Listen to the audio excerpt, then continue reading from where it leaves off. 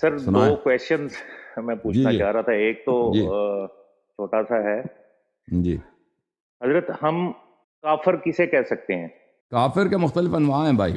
کافر ایک وہ تو یہ ہے کہ جو نبی کریم صلی اللہ علیہ وسلم کو نہیں مانتا، اللہ کو نہیں مانتا، دین اسلام سے خارج ہے، جی جی وہ جی جی کافر ہے. ایک وہ کافر ہے جو دائرہ اسلام میں رہ کے کافر ہوتا ہے، یعنی وہ ظاہر میں مسلمان ہوتا ہے لیکن اندر اس میں ایسی باتیں ہوتی ہیں جس کو اسلام نے کفر قرار دیا ہے، لیکن بظاہر میں اس کے ساتھ اسلام کا معاملہ کیا جائے گا، کیونکہ اسلام ہے شہادتین پڑھنے کا نام. جو شہادتین پڑھتا ہے وہ مسلمان ہوتا ہے، لیکن اگر اس کے ساتھ اس کے فعل ایسے افعال اس سے صادر ہو جائیں کہ پھر وہ کافر بن جاتا ہے. مثلا وہ اگر نبی کریم صلی اللہ علیہ وسلم کو برا بلا کہہ دے، گالی دے دے، یا قرآن کی کسی آیت کو کہہ دے میں نہیں مانتا، یا کہہ دے کہ میں نماز کو نہیں مانتا، یہ نماز پڑھنا واجب نہیں ہے، فرض نہیں ہے، یا پھر یہ باتیں بھی نہ کہنا اس کے دل میں، اپنے دل میں چھپائے، اپنے دل میں کہہ دے کہ بھئی میں پیغمبر کو نہیں مانتا، اللہ کو نہیں مانتا، ایسے میں نے جھوٹی شہادت دے دی. تو وہ تو اللہ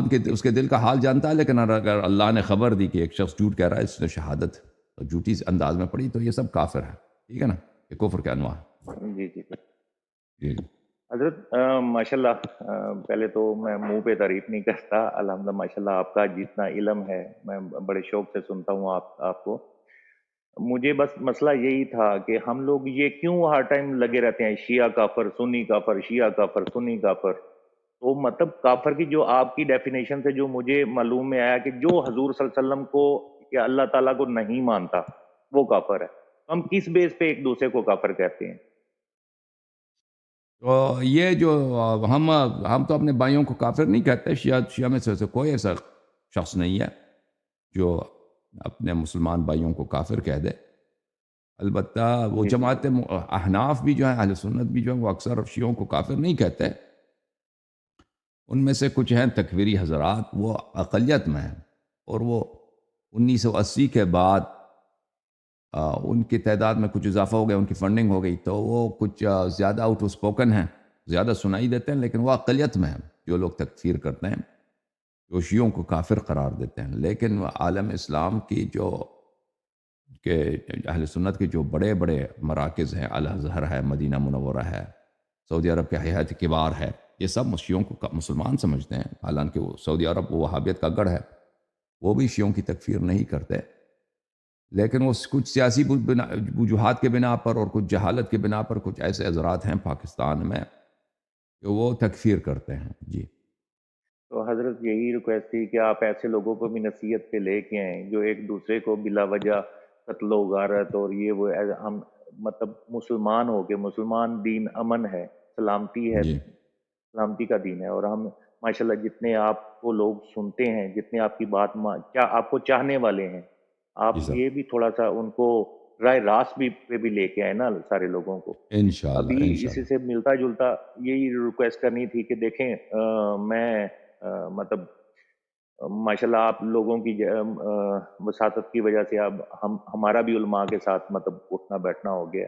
نہیں تو ٹائم نکال کے جانا، مطلب آج کل آپ کو پتا ہے کہ جانا بہت مشکل کام ہو گیا جی کسی اپنی تیز ترین مصروفیت کی وجہ سے. تو میں صحیح. چند دن پہلے بھی ایک ویڈیو دیکھ رہا تھا کہ ملک تھا وہ جناب جی. اب اسی کویشچن کی طرف آتا ہوں کہ وہ کہہ رہا تھا جی کہ آپ ہمیں کہتے ہیں وہ ہندوؤں کو کہتے ہیں جی کہ آپ گاؤں ماتا کا پیشاب پیتے ہیں، تو حضور صلی اللہ علیہ وسلم نے بھی تو کیا کہتے ہیں اونی کا پیشاب تجویز کیا تھا. تو اب کس بیس پہ ان کو روکتے ہیں کہ ہو سکتا ہے ان کے کسی مطلب. تو حضرت اس کے بارے میں تھوڑا سا نالج تو ریکوائرڈ تھا. اونٹ کی جو پیشاب ہے، جہاں تک مجھے خیال پڑتا ہے اس کا کچھ فوائد ہیں. ٹھیک ہے نا، اس کے سائنٹیفک، اس کے تجربے کے لحاظ سے اس کے کچھ فائدے ہیں مجھے جو یاد پڑتے ہیں. میں اس مسئلے میں میری تحقیق نہیں ہے، مجھے دیکھنا پڑے گا. دیکھیں وہ جو جی انڈیا والے وہ جو گائیں کی پیشاب وغیرہ پیتے ہیں نا، وہ اس کو مقدس سمجھ کے، اس کو بھگوان سمجھ کر اس کو پیتے ہیں. وہ برکت کے طور پہ پیتے ہیں نا. لیکن دیکھیں وہ اب اللہ تعالیٰ نے مختلف چیزوں میں مختلف خاصیتیں رکھی ہیں. مثلا وہ جو لوگ میڈیسن بناتے ہیں تو وہ تو بہت ساری چیزوں سے بناتے ہیں. آپ کو پتہ وہ سانپ کے زہر سے بھی وہ میڈیسن بناتے ہیں.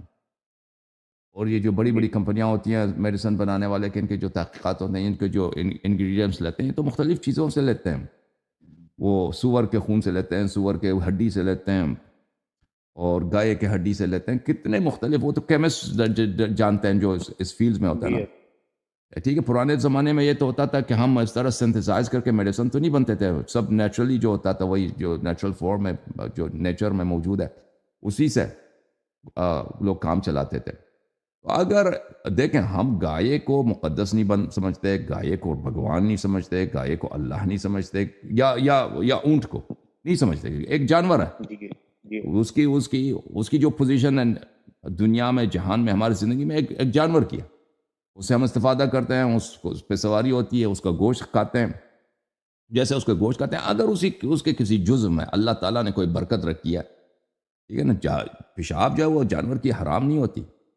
اگر ابھی میرے ذہن میں نہیں ہے کہ اشیاء حدیث میں بھی ہے یا نہیں. جو ابوال ابل ہے، آپ نے اچانک یہ سوال کیا ہے، تو یہ اگر اس میں کوئی خاصیت ہو تو ہم اس کو مقدس سمجھ کے نہیں، اس لحاظ سے اس کا یوز کریں. جیسے ابھی آپ جائیں نا، اگر آپ فرسٹ ایڈ میں یا ڈیزرٹ سروائیول وغیرہ میں آپ جائیں، وہاں پہ کورس کریں، تو وہ کہتے ہیں کہ اگر آپ کسی ایسی جگہ پہ ہیں جہاں آپ کے پاس کوئی دوائی نہیں ہے اور آپ کو زخم ہو جاتا ہے، تو آپ پیشاب سے بھی اس کو کیا کر سکتے ہیں، اس کو اس کے انفیکشن کے ڈی انفیکٹ کر سکتے ہیں پیشاب کے ذریعے بھی، کیونکہ وہ اس میں ایسی مواد ہے انسان کے اپنی پیشاب سے. ٹھیک ہے نا، یہ تو ڈاکٹر بھی بتاتے ہیں. اچھا ہاں جی جی یس آج صحیح ہے نا، ڈس جی انفیکٹ پیشاب ڈس انفیکٹ کر لیتا ہے نا انسان کا جو اپنا پیشاب ہے. جی جی یس بالکل ڈس انفیکٹ کر لیتا ہے. تو یہ تو ڈاکٹر بھی کہتے ہیں. تو اس میں اب کوئی کہتے مذاق اڑا دے ڈاکٹروں کا، کوئی ہے دنیا میں ڈاکٹروں کا مذاق اڑا دے کہ تم یہ غلط کیوں کیسے کہتے ہو. تو جو ہندوؤں کا جب ہم کہتے ہیں نا کہ یہ بندر کی وہ پوجا کرتے ہیں یا گائے کی پوجا کرتے ہیں، ان کو مقدس سمجھتے ہیں، یا چوہے کی پوجا کرتے ہیں اس کو مقدس سمجھتے ہیں، یہ بہت مختلف ہے. اس سے اگر ہم کہیں کہ آپ مثلا اپنے پیشاب سے، اگر آپ کبھی مجبوری پڑے اپنے پیشاب سے اپنے آپ کو ڈس انفیکٹ کر دو، یا کسی اون کے پیشاب سے ڈس انفیکٹ کر دو، جانور، تو اس میں زمین آسمان کا تفاوت ہے. ہر عاقل کو اس کا فرق معلوم ہے. اب لوگ جو مذاق اڑانا چاہتے ہیں وہ ان کی جہالت ہے، ان کی حماقت ہے، اور وہ بات نہیں سننا چاہتے. اس بات کا جواب بہت واضح ہے. ڈاکٹر صاحب